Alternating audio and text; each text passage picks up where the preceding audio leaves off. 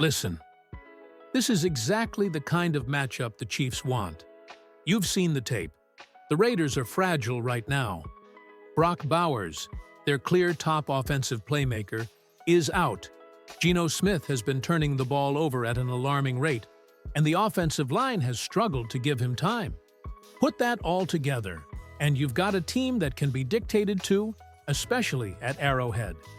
That's why this is the worst possible spot for the Raiders to face Kansas City. Here's the simple takeaway. For you, if the Chiefs come out focused and keep Mahomes on the field the way they've started to lately, this game quickly becomes one-sided. The Raiders need Ashton Gentry to be a difference maker. Without him, they don't have that explosive vertical threat. And when you add in Geno's tendency to stare down targets and force throws under pressure, you can see how the Chiefs' pass rush and disguise-heavy defense can manufacture turnovers. I don't want you to sleep on the emotional side of this, either. Divisional games are special. Teams study each other like crazy, and weird things happen. But the practical side matters more. Kansas City's offense has started to look like its old self across recent weeks. Better tempo, more consistent drives, and Mahomes making plays both inside and outside the pocket. The Raiders' defense can create splash plays, sure, but their offense gives you opportunities to flip the field and keep that defense on the sideline. Quick call to action right here. If you're a fan and you want more deep breakdowns like this, hit subscribe so we can get to 5,000 subscribers. It helps the channel a ton, and it gets you more Chiefs content every week. And while you're at it, smash that like button so the video reaches more fans who actually care about football analysis. Now, let me ask you, do you think Geno can clean up the ball security issues and give the Raiders a real shot? Drop a yes or no in the comments. Also, toss your final score prediction below. Bold picks are welcome. All right, let's get into the meat of it. The individual matchups that are going to determine whether this turns into a comfortable Chiefs win or a messy divisional grind. Picture these battles, and you'll see how the game unfolds. First, the trenches. This is the game in which Kansas City's offensive line matters most. If the Chiefs give Mahomes clean pockets and consistent movement in the run game, you take the Raiders' best weapon, time, away. That puts pressure on Maxx Crosby to win his reps one-on-one, and he's absolutely the guy the Raiders need to ignite momentum. If Crosby wins, you get sudden negative plays and field-flipping punts. If Jalen Moore and whoever slides in on the interior can hold their blocks, Mahomes has room to make Mahomes plays. Which side wins the line duel? That decides whether this is a track meet or a slog. Second, pressure versus pocket. The Raiders' O-line has struggled all season, and Geno's biggest problem has been hurried throws and mental errors when defenders close in. The Chiefs have veteran interior disruptors who can collapse pockets without overcommitting to exotic blitzes. That matters. A steady, attacking front forces Geno into tight windows, and when he's under pressure, he has a history of forcing throws. For you watching, that equals turnovers and short fields for Kansas City. Third, Travis Kelce and the passing game. The Raiders like zone looks, which should actually play right into Kelce's hands. Matchup advantage? Kelce versus zones plus Mahomes' trust equals consistent third down conversions. Expect quick timing passes, option routes, and seam work that will test the Raiders' linebackers. If Rashee Rice returns to even partial form, the Chiefs suddenly have multiple layers to stress the defense: short, intermediate, vertical, and you can't sit on one player. Fourth, the run game and clock control.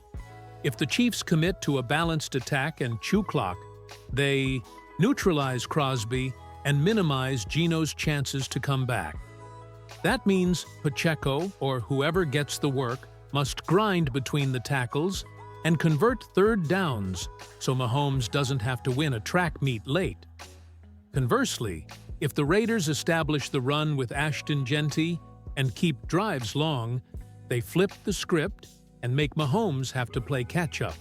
Special teams and Arrowhead environment are non-negotiable factors.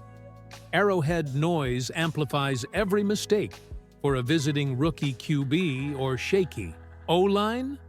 The crowd flips third down math and can manufacture false starts or miscommunications. That intangible favors Kansas City more than you might think. Which matchup do you think matters most? The trenches, Kelce versus zone, or the turnover battle? Comment with trenches, Kelce, or turnovers, and I'll pin the most popular take in the community post. If this breakdown is useful, hit subscribe so we can keep building toward 5,000 subscribers and get you more breakdowns like this every week. Smash the like button if you agree that the O-line matchup will be the deciding factor. Now, the practical blueprint. These are the specific things the Chiefs must do to close this out, plus the X factors that could swing everything. Read this like a checklist you want Mahomes and the coaching staff to hit. Keys to victory. Win the turnover battle. Simple and brutal. Force Geno into hurried throws and capitalize. Short fields change game scripts. A takeaway early forces the Raiders to play catch-up and opens the playbook for Mahomes. When Kansas City turns the ball over, the pressure flips. When they take it away, the crowd gets louder and the game tilts. Control the clock with a balanced attack. Sustained drives chew up the Raiders' pass-rush legs and keep their playmakers off the field. Pacheco needs to grind between the tackles and convert third downs so Mahomes doesn't have to win a track meet late. Exploit the interior pressure lanes. The Raiders' edge rush is legit. Max Crosby will be a threat. But Kansas City's interior push and quick passing game can negate that. Hit quick seams, swing passes, and high-percentage throws to neutralize the rush and keep drives alive.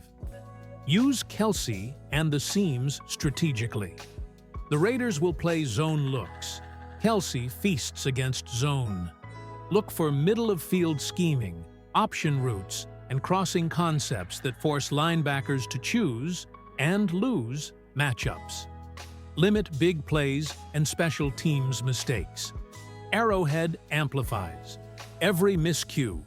No special teams slip-ups, no mental errors on penalties, and no gift returns. Small mistakes become giant momentum swings at Arrowhead. X factors to watch. Rashee Rice's snap count. If Rice is limited, how many explosive snaps does he get? Even partial Rice can change how safeties split, freeing up Kelce and the seam game. His usage level is huge. Josh Simmons and depth availability. Lineup depth matters. If Simmons, or any key depth piece, is out, rotations change and fatigue can set in. That's a subtle but real swing. Max Crosby's early impact. If Crosby wins early and forces negative plays, the Raiders' confidence grows. If the Chiefs neutralize him, the Raiders' offense crumbles faster. A surprise rookie moment.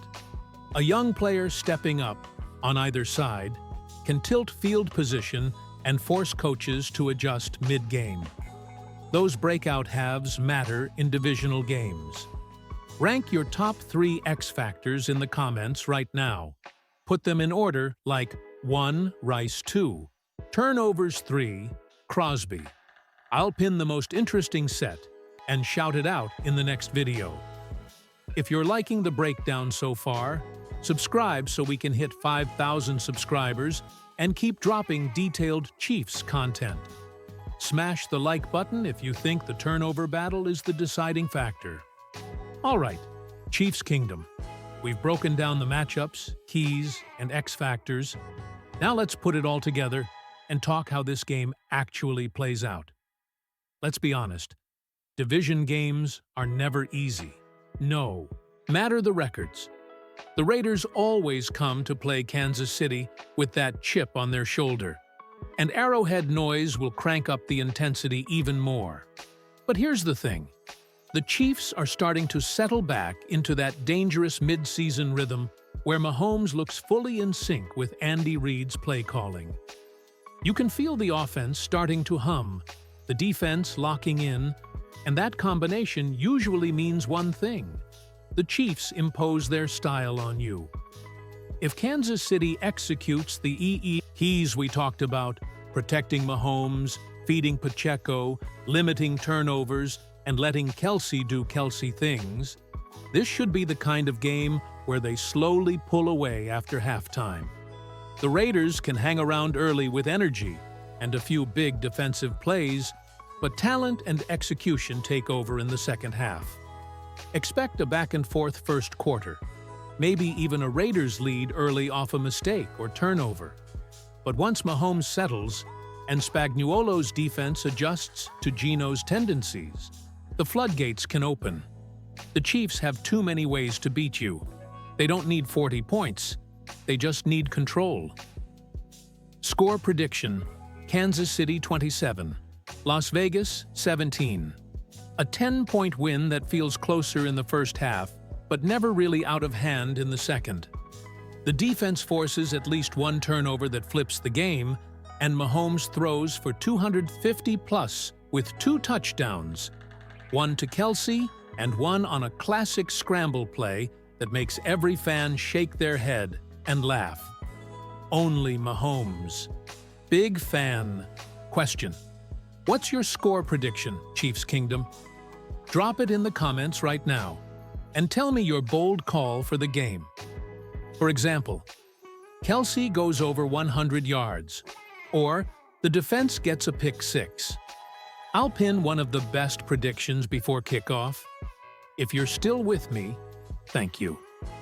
Hit that like button if you believe the Chiefs will take care of business at Arrowhead, and don't forget to subscribe to Total Chiefs News so we can keep building this community to 5,000 strong.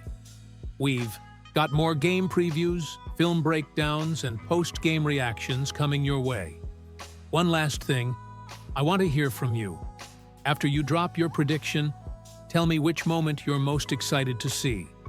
A Mahomes scramble, a Kelce seam, a Crosby sack, or a rookie breakout. I'll feature the best responses in the post-game breakdown. Chiefs 27, Raiders 17. Do you agree, or do you have a wilder prediction? Leave it in the comments.